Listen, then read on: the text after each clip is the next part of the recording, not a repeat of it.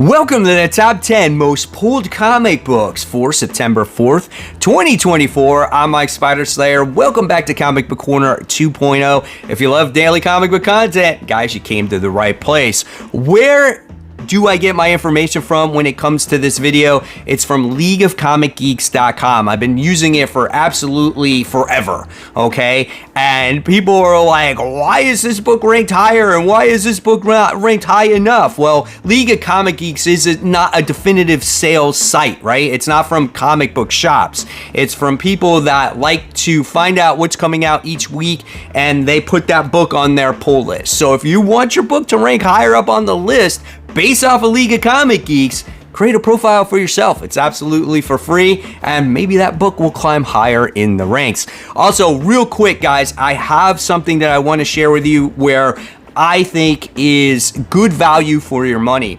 Dynamite Entertainment is celebrating their Terminator 40th anniversary, and it's here on Humble Bundle, right? This is a site where you could get digital comics for a really great price, and the money that you spend towards it goes to a good place. So, for instance here, what Dynamite is putting out is you can get 13 Terminator comic books for as low as $18. That's it.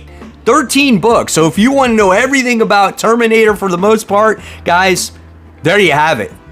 That will get you all those digital comic books. You can also do a 5-item bundle deal for $10 and 2-item bundle deal for $1. But for 13 books for $18, man, you cannot pass that up. Again, the money that is used towards these digital comics go to a good cause. I will leave the link in the description box below. Again, this is done by Dynamite Entertainment, and I guess you cannot go wrong with this. But again, the link will be in the box below, letting you know all the information. As usual, every week, guys, we start with the books that are on the outside looking in, and there's 5 of them. And we're talking about Scarlet Issue 4. It's a 28-page comic for the price of $4. This book does have 3,379 pulls. Pretty solid for an outside-looking-in book. This is connected to the Energon universe. This is also written by Kelly Thompson. The art is done by Marco Ferreri. I feel like this book is the weakest out of the Energon universe books. It's high action, explosive stuff. We get to see Scarlet go on this mission to try to extract Jinx. It's been okay, but again, it's just not been my favorite. I want to hear in the comments below, where do you guys rank on these Energon Universe comic books? Our second book that's on the outside looking in goes to Moonlight Annual. This is issue 1, a 32-page comic for the price of $5. This book does have 3,685 pulls, written by Dan Waters, so it's not Jed McKay, and Derek Landry, and the artwork in this one is Sarah Pacelli. So if you're a fan of Sarah Pacelli's artwork, which I think is pretty cool, you might want to check this one out. Obviously, this is the continuation of the Infinity Watch storyline. I don't know what part we're on at this particular point in time. I think maybe it's part 7, but you know, it is what it is. I kind of fallen off the whole Infinity Watch storyline, I'm not gonna lie, because I think some of the stories were okay and then some of the other ones weren't that great, so it kind of lost its momentum for me. Not a bad idea for having a continuous story in an annual so it doesn't interfere with your normal everyday stories, but let me know in the comments below if you're reading it. Our third book that's on the outside looking in goes to Justice Society of America. This is issue 11. 32 pages for the price of $4. This book does have 3,717 pulls on it. I'm surprised it's this high because of its constant delays. Written by Jeff Johns, and the art is done by Marco Santucci? Maybe I said that right? Listen, I don't know, man. I felt like this book was supposed to come out last week. Am I wrong? Like, I don't even know. Like, this book has been so inconsistent on its release dates. I don't even know anymore when it comes to this thing. Let me know if you guys are still reading it. And I know we're going to get a new writer on this. So are you going to jump on when the new writer comes on? Or are you going to just stop? Or did you stop a long time ago? Our fourth book that's on the outside looking in goes to Birds of Prey. This is issue 13. It's a 32-page comic for the price of $4. This book has 3,952 pulls, also written by Kelly Thompson. Here's our second one for her in this group. The art is done by Gavin Godtree. When it comes to this book, I don't currently read it. I haven't read it since like issue 3, just not a series for me. But in this particular book, they're going through one final portal. It looks like they were searching for Barbara Gordon and they found her, and now they got to get back home. But it looks like we're going to go through some kind of nightmare scenario with the team. What that is, I'm not sure. If you're enjoying this, that's great. Like I said, I'm passing. The book that's right outside the top 10 goes to Spectacular Spider-Man issue 7. This is a book that has definitely dropped since its release. This book is 32 pages for the price of $4. This is the final issue of this current story arc. I'm personally going to see where this book goes after this story arc. If it doesn't impress me, I'm going to drop it because I wasn't a fan of the initial arc. This book is written by Greg Weisman. The art is Roberto Ramos. This book is pulled at 4,020, so it broke that 4,000 mark right outside the top 10. And then honestly, if it wasn't for Roberto Ramos's art, I probably would have dropped it already. We've had Arcade in this comic book. We've had a few different types of characters in this book, putting like Miles and Peter in this AI simulation living out their best lives. And now they come across this like generic creature at the end, and it's just like, oh, where are we going with this? So I'm not impressed with the first arc. We'll see where it goes after this one. Coming in and debuting at number 10 goes to Exceptional X-Men issue 1. This is the third of the top 3 X books that are getting ready to come out. This is 40 pages for the price of $5. This one sneaks in at number 10, literally with 4,029 pulls, written by Eve L. Ewing. Carmen Camaro is the artist here. Kate Pryde leads a team of all new X-Men in this particular issue. It looks like we're going to be seeing the assembly of the team. I'm not really excited about this particular book. I was least excited about this one when all of them got announced. We'll see. Tonight I'm doing a live stream called Comic Book Weekly. I do it every Tuesday night at 10:15 p.m. Eastern. We're going to be ranking our X books. So if you guys are curious about that, check it out. It's going to be a lot of fun. I do it with my friends Brant and Kat. And yeah, we're going to talk about those X books. But when it comes to this one, I don't know. Hopefully it'll surprise me. Coming in at number 9, we have Spawn, issue 356. We have this comic priced at $3. Great price here. And this book has 4,439 pulls. It's written by Todd McFarlane and the art is done by Brett Booth. The beautiful cover is done by Mark Spears.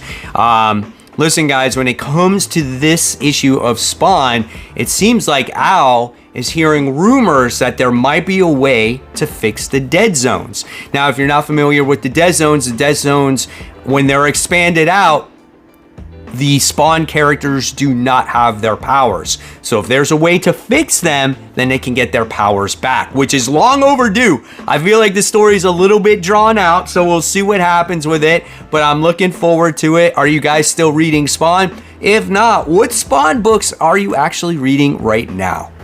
Coming in at number 8, we have The Incredible Hulk. This is issue 16, legacy numbering 797, 28 pages for the price of $4. This book has 4,770 pulls, written by Philip Kennedy Johnson. The art is done by Danny Earls. No Nick Klein on the last issue, no Nick Klein on this issue. This story arc is focusing on the Eldest, which is the main enemy of this comic book, and kind of like her origin story on how she fought the 3,000-year-old Hulk that you saw in Immortal Hulk in a one-shot, if you read that particular comic book. So, very interesting story. I like hearing this, the origin story of this character, because she's going to play a major part as this comic book goes along. So, yeah, even though it's not Nick Klein artwork, the last issue from Danny Earls' art was pretty solid, so hopefully it's good in this one. So yeah, we'll see how it continues. This has climbed up the list once again, so I'm happy people are still reading it. So I was hoping to jump on this book that's coming in at number 7, but I'm going to wait one more issue. This is Poison Ivy. This is issue 25. This is the special oversized 25th anniversary issue.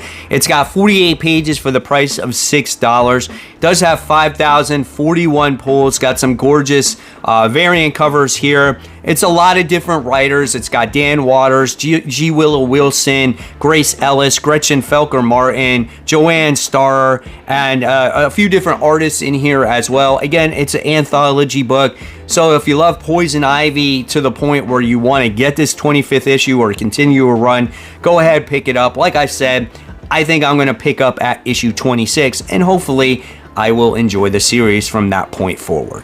Coming in at number 6, this book has climbed up once again, and this is Thor, or the Immortal Thor, I should say, issue 15. Legacy numbering 776. 28 pages for the price of $5. This book does have 5,080 pulls. It's written by Al Ewing, and the art is done by Jan Bazulda. I couldn't tell you anything about Thor.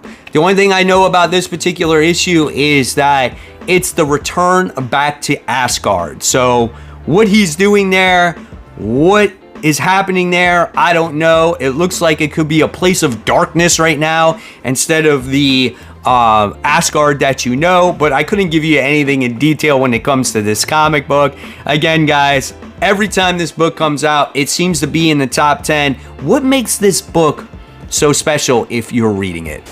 Here we go, top 5. We got Daredevil. This is issue 13, legacy numbering 665. Sorry, legacy numbering 675. 32 pages, $5 comic book. This book has 5,240 pulls. Not overly impressive for a top 5 most pulled comic. This one is written by Saladin Ahmed, and the art is done by Chris Campagna. In this particular comic book, we got the 2 Daredevils facing off against Kingpin and a possible new enemy. Again, this is one of those books I also don't read, and there's a lot of books that I do read, but I wasn't attached to Saladin Ahmed's storyline after issue 2 or 3. So I dropped it, and you know, the John Romita Jr. covers don't help either. I know there's variants, there's all variants, but if you guys are reading Daredevil, I want to know how you're enjoying the series right now. What makes this one good, just like Immortal Thor? Hitting the 4th spot this week goes to Absolute Power. This is issue 3, The Last Stand of Paradise Island. Listen, this series I feel like has been pretty good. This is 40 pages for the price of $5. This book has 5,756 pulls.